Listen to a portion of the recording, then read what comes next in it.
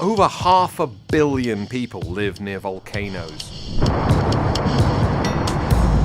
Yet, accurately predicting eruptions remains a massive challenge, especially in remote areas that lack the necessary infrastructure and funding for expensive equipment. Hey guys, stop and look at this. This is a ballistic. My word. Volcano. Look at the size of it.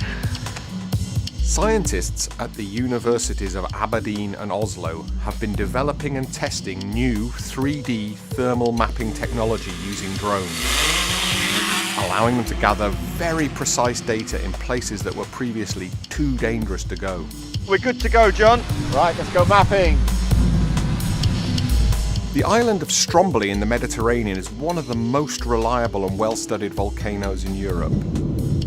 With its near-continual eruptive activity and extensive coverage of conventional monitoring equipment, it's an ideal testing ground for new technologies. I don't have to go any closer than this to what is clearly a very active and erupting volcano.